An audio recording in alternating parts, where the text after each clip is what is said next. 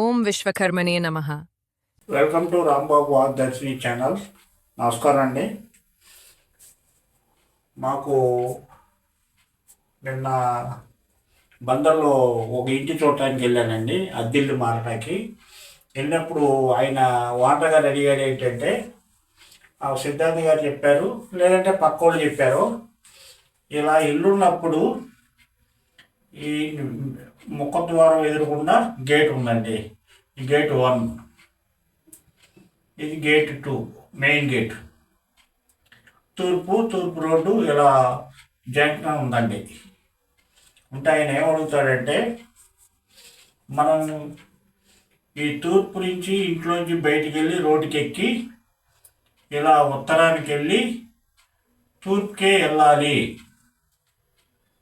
లేదా ఇలా బయటికి వచ్చేసిన తర్వాత ఉత్తరానికే వెళ్ళాలి, అలా వెళ్తేనే కలిసి వస్తుందని చెప్పారంట ఆయనకి. అది వాస్తవం కాదండి.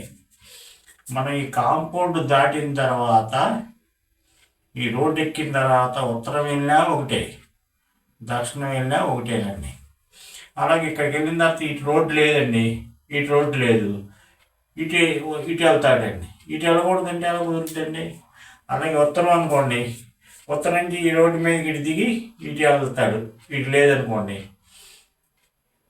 ఈ రోడ్డు లేదు, ఇటు ఉందనుకోండి, అది నడక మంచిది కాదంటే అది కరెక్ట్ కాదని నా అభిప్రాయం. అందుకని మనం మెయిన్ రోడ్లో నుంచి దిగిన తర్వాత లెఫ్ట్కి వెళ్ళినా రైట్కి వెళ్ళినా, అంటే ఉచ్చి భాగంలోకి వెళ్ళినా నీచి భాగంలోకి వెళ్ళినా ఇబ్బంది ఉండదు. కాంపౌండ్ లోపలే మనకి ఇక్కడ డోర్ ఉందనుకోండి, ఈ నడక తక్కువ అవుతుంది తప్ప మనకి కాంపౌండ్ బయట రోడ్డు మీదకి వెళ్ళేటప్పుడు ఇలాంటి సమస్యలు రావండి. కాకపోతే ఇక్కడ డెడ్ ఎండ్ అనుకోండి, ఈ రోడ్డు డెడ్ అయినప్పుడు ఈ ఫ్లాట్కి ఇక్కడ కట్ అయిపోద్ది. కట్ అయినప్పుడు ఈ ఫ్లాట్కి దోషం అని చెప్పబడింది. చాలా సందర్భాల్లో మనకి నేను 2-3 సమస్యలు చూశానండి. పేపర్లో ఒక ఆయన ఇలాగే తూర్పు ఫేసింగ్ ఉత్తరం ఎండ్ అయిపోయిందండి, ఇలా వస్తాడు ఇలా వెళ్తాడు, ఇక్కడ ఎండ్ అయిపోయిందండి. అంటే ఉత్తర ఈశాన్యం బంద్, ఇక్కడ ఆగిపోయింది, ఇటేం లేదు. ఇక అతను బిల్డింగ్ కట్టిన తర్వాత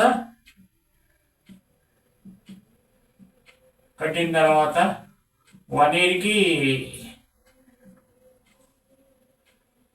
దెబ్బతిన్నాడు ఆయన. ఇది దీనివల్లే అనే కాదు, వాస్తుపరంగా అతని జాతకం ఉంటుంది.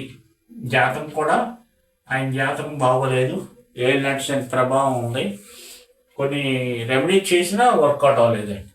అంతేకాని దీనికి డెడ్ ఎండ్ దోషమే. కానీ కొన్ని సందర్భాల్లో రిజల్ట్ బ్యాడ్ వస్తుంది, కొన్ని సందర్భాల్లో జాతకం బాగున్నప్పుడు కొన్నాళ్ళు రాకపోవచ్చు.